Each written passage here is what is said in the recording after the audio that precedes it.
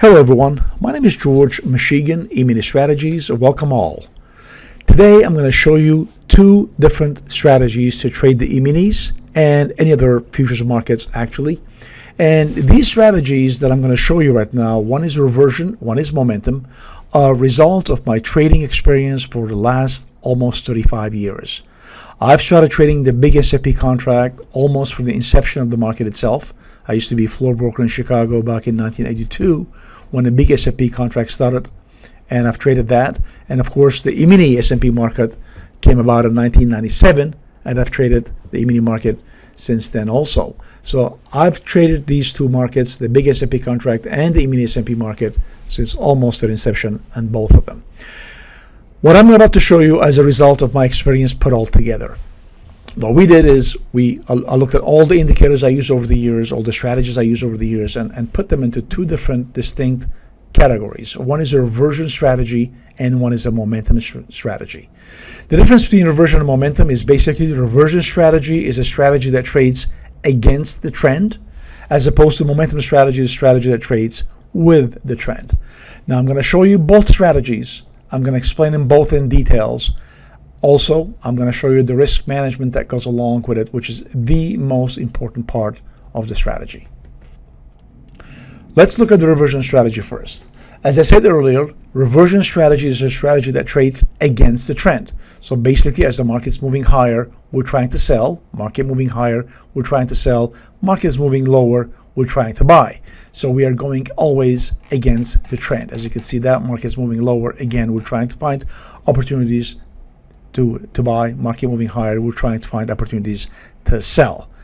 In order to do that though, the type of bars we are using when it comes to trading in the S&P market, because we are trading against the trend, the type of bars we're using is something called range bars.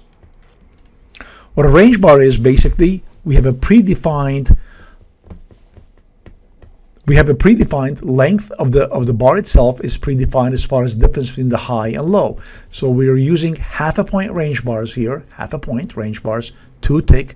That means every single candle that you're looking at, the difference between the high and low of each candle is always made up of half a point. We are not using time-based bars, we are using range bars.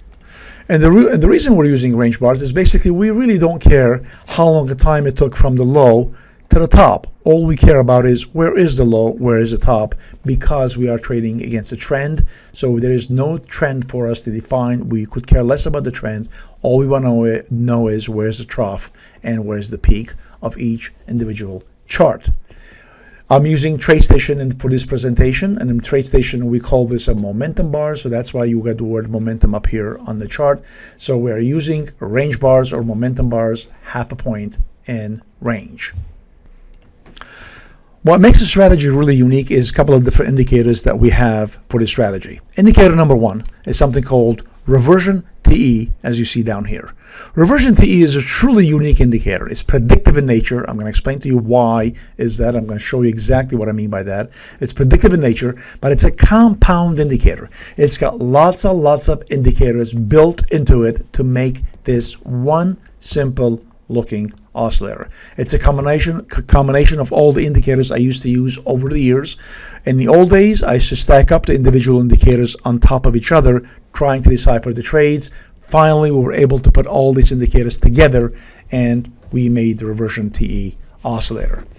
As you can see, it's an oscillator that oscillates between minus 25 on one side to plus 25 in the other. However, we have two horizontal lines that you see, one at minus 20, one at plus 20. And whenever the oscillator drops below minus 20 or below, we're going to see a green dot showing up on the screen. And whenever the oscillator moves to plus 20 or above, we're going to see a red dot. That indicates overbought and oversold territory, but I'm going to explain to you in details exactly how we use this particular oscillator. The second indicator is something called reversion exit to scale. As you can see down here, reversion exit to scale. It's a histogram, and just like the name implies, it's only used for exiting trades and nothing else. So we do not pay attention to this indicator unless we are in a position. And the way this indicator works, as you can see, it's a histogram. It will oscillate between minus 1 on one side to plus 1 on the other.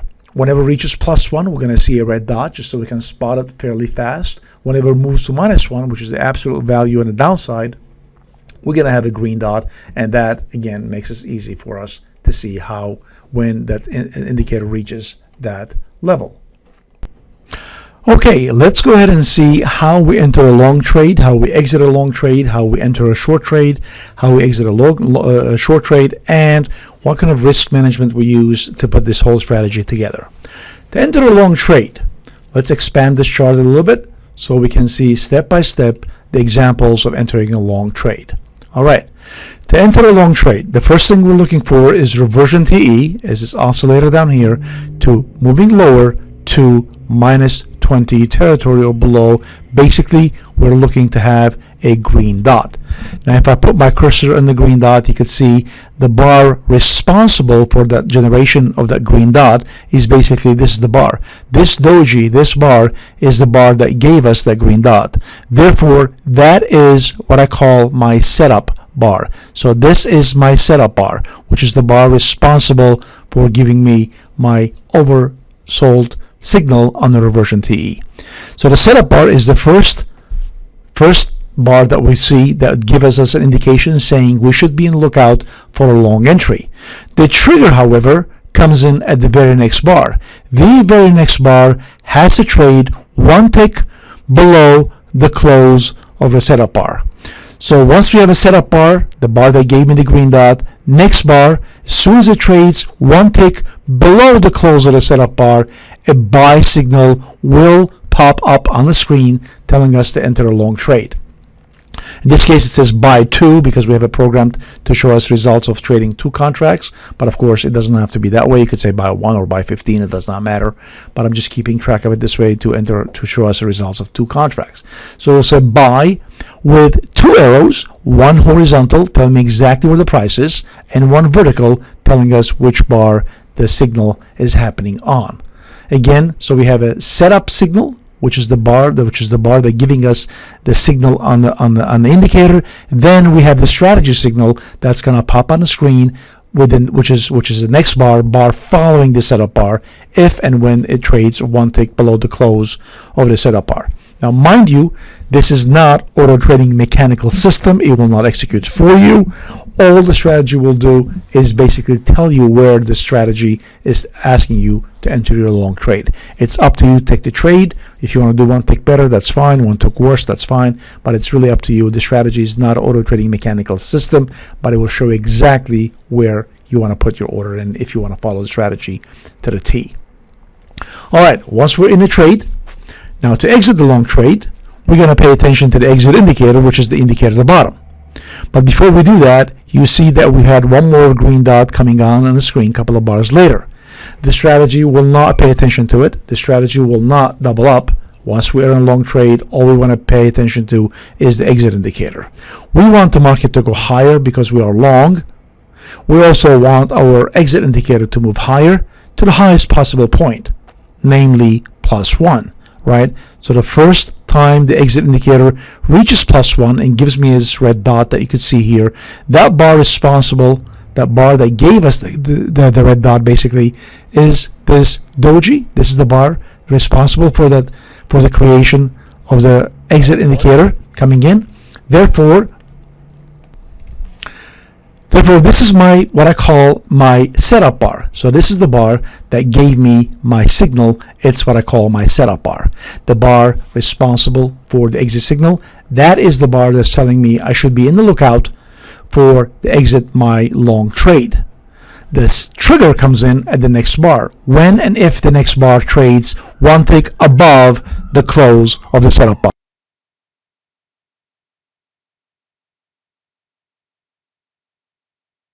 Trades one tick above the close of the setup bar, an exit will pop up on the screen telling us to exit that long trade, and the trade is complete.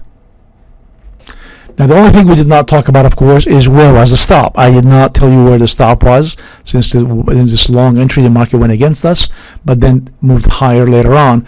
But I did not tell you where the stop was. We will cover that in a second. I'm going to show you the short sales, and then we'll put together into what kind of risk control we use on both the long entry and the short entry. Okay, let's look at the short sale now. Short sale is just the opposite of a long sale, of course. In order to have a short signal, now we're going to pay attention to reversion TE whenever reversion TE gives us a red dot, basically overbought territory, plus 20 or above. Again, if I put my cursor on that red dot, you can see that came as a result of the green candle. This is the candle responsible for the reversion TE giving us plus 20 or above reading. Therefore, that green candle is what I call my setup candle. This is my setup candle, my setup bar. The trigger comes in the next bar when and if the next bar trades one tick above the close of the setup bar. So as soon as next bar trades one tick above the close of the setup bar, a short signal will pop up on the screen telling us to enter a short trade. Again, you can see a couple of bars later we have a secondary red dot. The strategy is not going to pay attention to it. It's not going to double up because it's already short. Now, once we are short, we want to pay attention to the exit indicator, and to get out of that short trade, we want the market to go lower. We want our exit indicator to go lower. We want it to go down to the most possible lowest reading, which is -1. The first time we see -1, which is a green dot, it's this doji again. This is the bar responsible for my exit signal coming in. Therefore, that is my new setup bar to exit that short trade.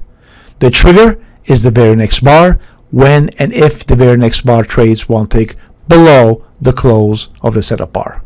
And as soon as this happens, an exit signal again will show up on the screen telling us to exit that short trade, and the trade is complete.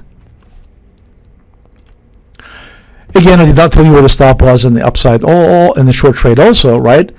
We went short, the market went against us a little bit, came down, market went against us a little bit more, and he came down. Finally, we were able to get out. Now, as you can see, these are winning trades. That's nice and dandy, but it's not always going to be the case. We're going to have some losing trades. Now, if I move forward on my chart, you can see we're getting some winning trades back to back here, right? Here's another winning trade that we have. That market went against us a little bit. One more long trade. It's still a winning trade, more or less. Now, here's one more trade. Again, it's a winning trade, but here is another trade that you see, which is kind of interesting, right? Let's look at this last trade that we see, which is we lost a tick in that trade. The strategy gave us a signal to go long at 14.09 and a quarter. Why? Well, because the reversion TE told us to do so. The reversion TE came in at the bar prior to the buy signal, and next bar when it traded one tick below, we got a long signal. That's nice. But then the market went against us by almost 3 points. Then it rallied and the exit signal came in, right? The exit signal came in and it got us out by one tick loss. Now we didn't do anything different here than here. We still got in and the reversion to E is green on the long side, and we got out on reversion exit when the reversion exit came in and gave us a red signal. So as you can see, we did the exact same thing on the reversion TE on the long side here as we did in previous long trades.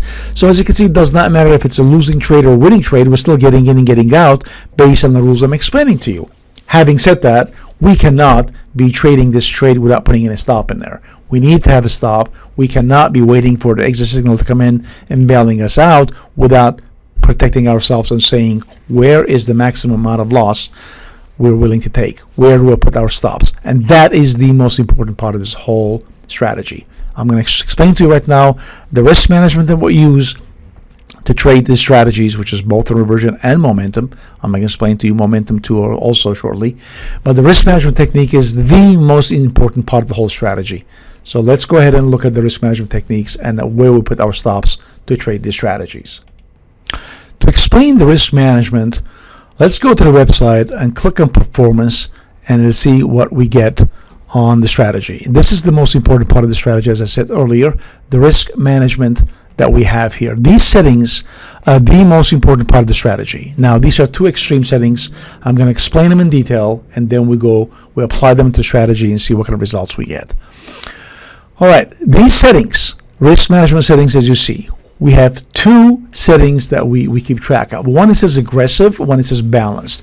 The aggressive setting is basically says $600 daily stop loss with no profit target. That's per contract. What does it mean in English? Well, we're saying that at any given point in time, if the strategy is losing $600 total on a cumulative basis as a result of all the trades during the day. At any given point in time, the strategy is down $600.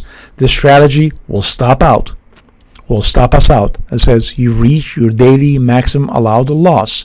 Will stop us out, and it will no longer give us signals for remaining of the day. It does not pay attention to the profit target because there isn't any. All we pay attention to is a maximum allowed loss. So basically what we're saying that it could have been at this point, at this bottom of this bar or bottom at the last bar, it doesn't matter. At any given point in time, if the strategy is down or losing $600 total per contract on a cumulative basis, this could be the first trade of the month of the day or the fifth trade of the day, does not matter. On a cumulative basis, if the strategy is down $600 at any given point in time, the strategy will give us a short an exit signal.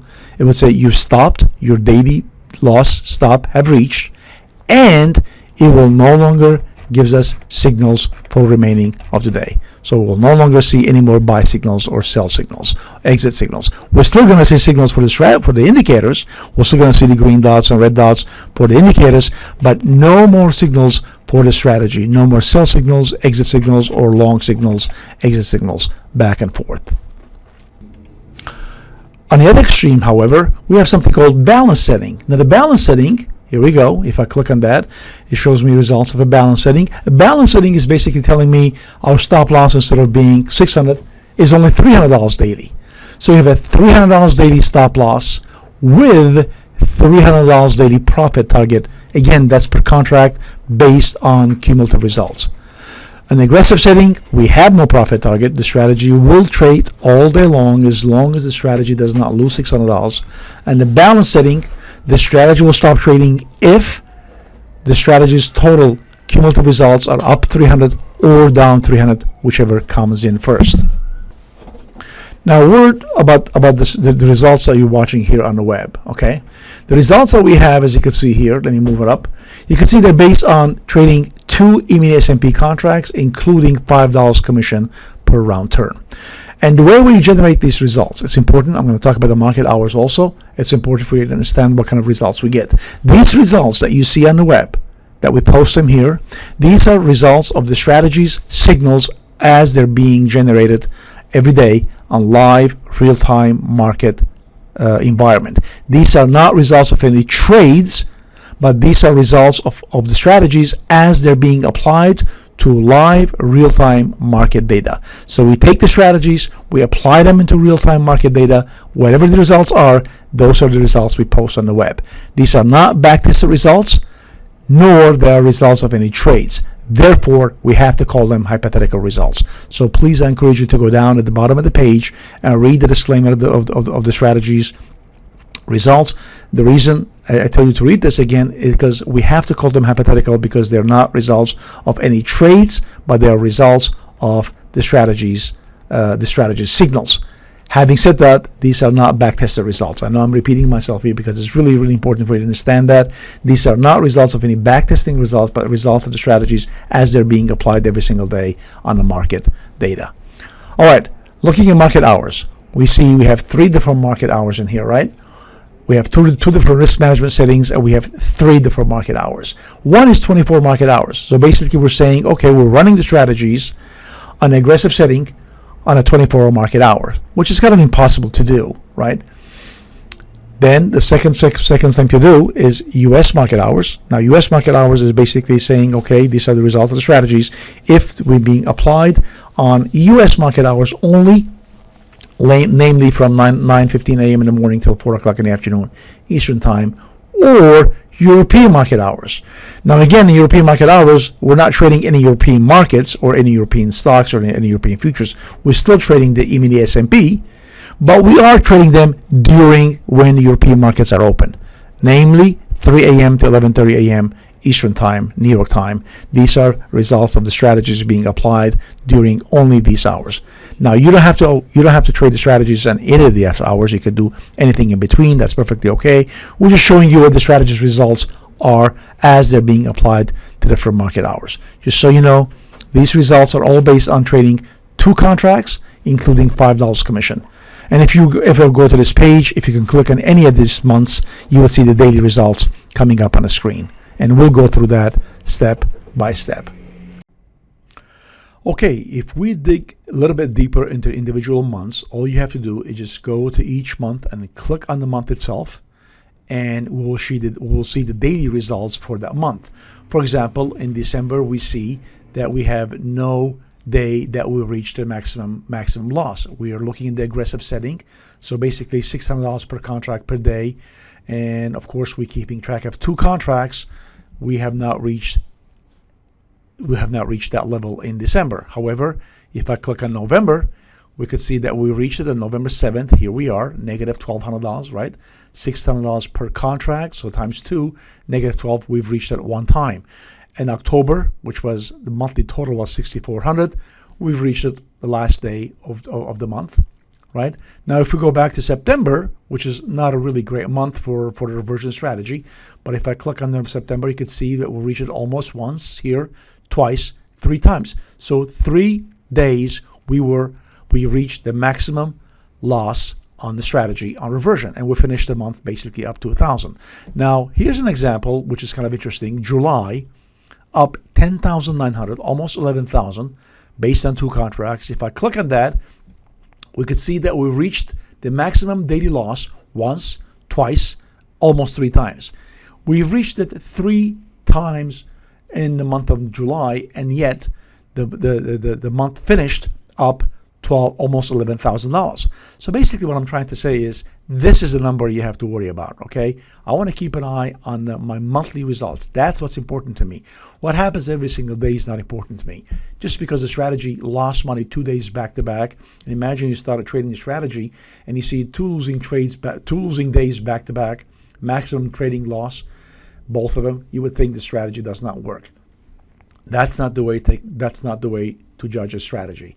Same is true if you saw these 2 winning days. Imagine you started trading on the 19th and 1,700, 1,200 back to back. You say, wow, the strategy made 3,000 in 2 days. I'm going to go mortgage my house, start trading the strategy. Wrong, right? You cannot judge a strategy based on 2 days of profits or 2 days of loss. You have to judge a strategy on a long-term basis. That's the important part. So what I'm saying is, pay attention to the long-term results. All the strategy is giving you is basically give us an edge on a long-term basis. What happens every single day, I have no idea. I have no control. But I do know that once in a while, once, twice, 3 times, 4 times, I don't know, per month, the strategy will reach its maximum daily loss. That's just no escaping it, right? As you can see, even a month like July, which is a really great month, we've reached it 3 times. So that's the thing to remember. Do not deviate from that. Keep an eye on the ball, and that is, I don't care what happens today. I know that if we trade today and we're taking the strategy based on, let's say, the maximum results of a maximum loss of $600 per contract, and we say to ourselves when we start trading in the morning, hey, if I take every single trade and every one of them are wrong, the most I'm willing to risk is maximum amount of loss per day, in this case, $600. Of course, I have to say that you are trading a leveraged product. You do understand that.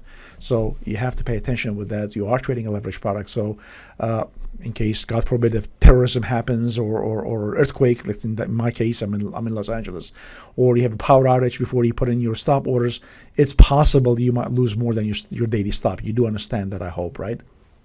I just want to make sure that thing's clear. But I'm talking about normal market conditions. That's your stop. So I know ahead of time what is my maximum stop loss per day, per contract on a cumulative basis. That's what really keeps me going. So that, if you translate that into saying that I know I'm protecting my capital, and that's the number 1 priority as a trader. Our priority as traders, number 1 is preserving our capital much more than making money on a daily basis.